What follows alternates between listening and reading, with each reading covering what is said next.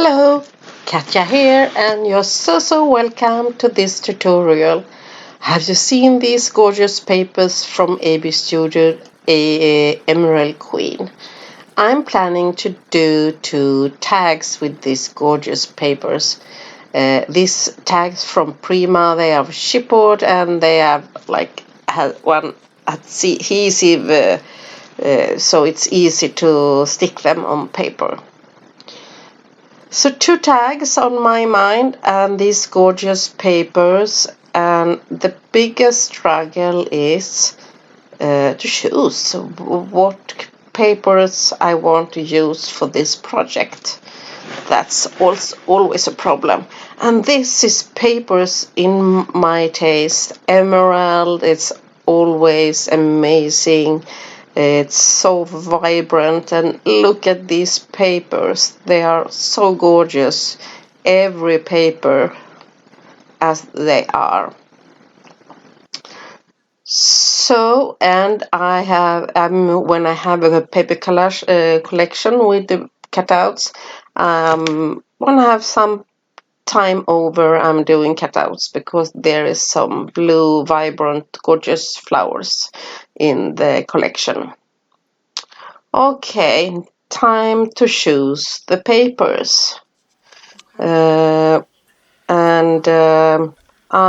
looking back and forward to choose. I'm thinking I can do some cutouts from the bonus sheet, and this vibrant page I love. And yeah, I'm thinking and looking here, and here on sheet number 7, there are on the edges the leaves, what I like, and you can use for cutout.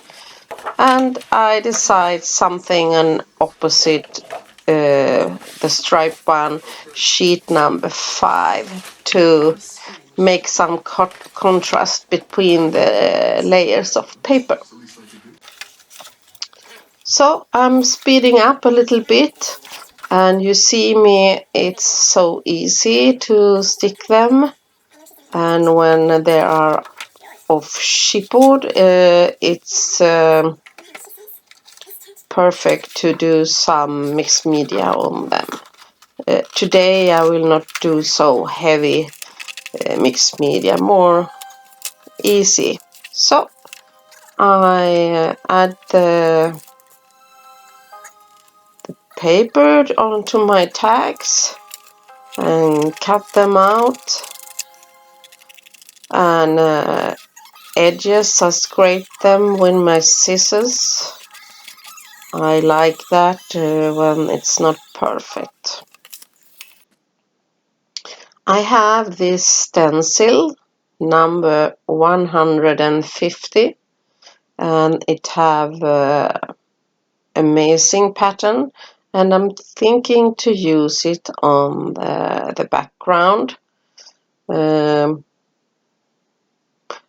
little bit difficult to choose what kind of shape you want when you have a busy background. But I want to tone back the background a little bit because it's striped. And if I'm adding white modeling paste, and you see I have shoes on the stencil, the areas where is a lot of space, so it will be more white on that places, and that's it's to give the background more like white. But I will add some color on there, but this is to tone down the stripes a little bit. Okay, when I have a stencils, I can take one of my journals and take the leftover and add it to a page in my one of my journals. Now I have the sheets, and it's time to do some cutting, to do some cutouts, and some flowers and some leaves will be cutout. I remember when that I haven't had any clear gesso, and because I will play with some paint on it, you must add gesso. I could add white gesso to tone down the stripes, but I used clear gesso, and it's okay to add it after also. I'm not thinking to add it on the flowers or on the other pieces because I'm thinking that I will not play with paint then. So to play with colors on papers, think that you need to have some gesso. And I use here the green paper, and I will add something more like a layering here on my tags. And don't be afraid if it's not perfect. You see me, I'm doing here one more paper because I wasn't happy with the first one, and that's okay. It's a small piece of paper and you can use the leftovers for some other project. And now you see me trying out the composition. I don't know if I'm going okay or not, because sometimes you have an idea and perhaps it doesn't work. So I'm trying out if my cutouts is enough, and if my idea will work. Here I have some liquid no, acrylic paint, sparks, and this is so sparkling, gold color, ancient coin, and it's gold. And if you add water on it, the mica powder really get it shiny and like a glittery effect. And I give you advice with jars and like that to clean the edges, so you will have the colors more along, because it's acrylic paint can dry.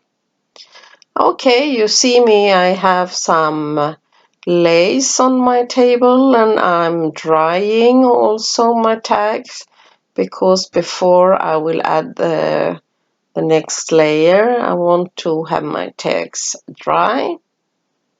And I have some foam tape to add the extra layer, and I could use cardboard or chipboard leftovers also. You see why I have the foam tape?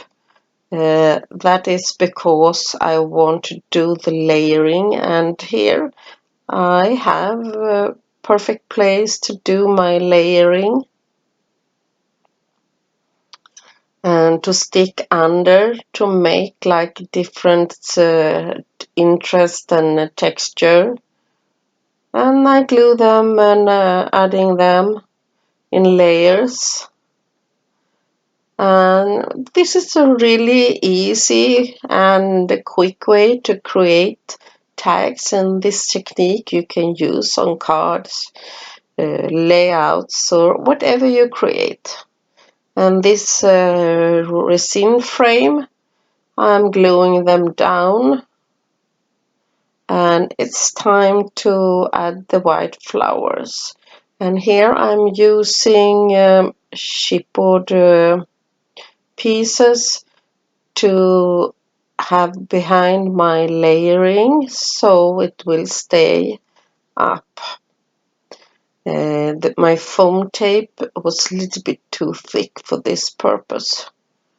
So I'm playing around, and I also have some golden thread and add it here, and that's to have the gold feeling from the background to come up on the top layer here. So playing around with it, cutouts and doing my composition, and only using glue and adding the chipboard where I'm needed. And now when I'm working, I'm notice something. But I'm going on that I will hide some of my beautiful frame, my resin frame. It's hide. And yes, I'm sorry about that. That was not my purpose. But anyway, I'm getting a little bit happy about how the outcome looks. So I go on, but I noticed that I have hide the frame. Oh no. But that's just when you do work within the flow that, and when I didn't really have a plan, I have picked some objects on my table and tried to work with them. And here I stick some metallics, and I have some embellishment what I want to have in the metallics. And here also I add some chipboard pieces or some kind of cardboard pieces because my embellishment what I will have there will fit better. So take care of all the small pieces you can get use of them, cardboard and chipboard leftovers and like that. It's always too good to have handy. So I'm adding that, and my tags, they don't have any title, but I think it's okay anyway, because when it's time to give them, I can add a title that match the who will have the tag. And I hope you enjoy this tutorial, and please leave me a comment and let me know what you think. I read all my comments, and I'm always happy to hear what you think, and please let me know if you have some more of ABstudio products you want me to show. I do that. Let me know in the comment in the below.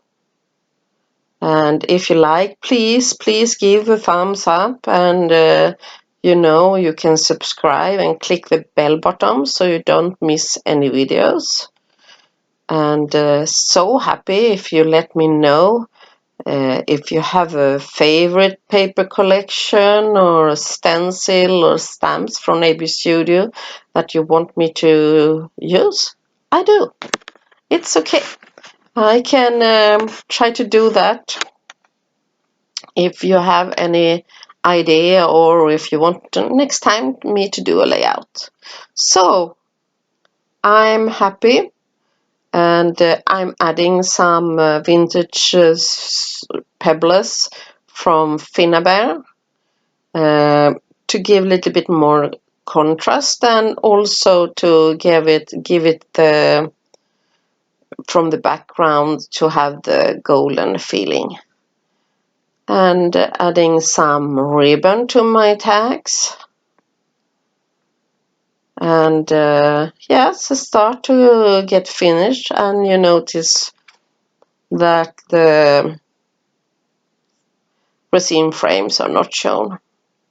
I have sometimes old Posca pens that doesn't work they are dry and they don't go work with to do some doodling or something like that, but there is always a little bit paint left in Posca pens, even if you can't write with them, and I'm taking off the last ones in the Posca and do some splatters with them. Yes, the tags needed that.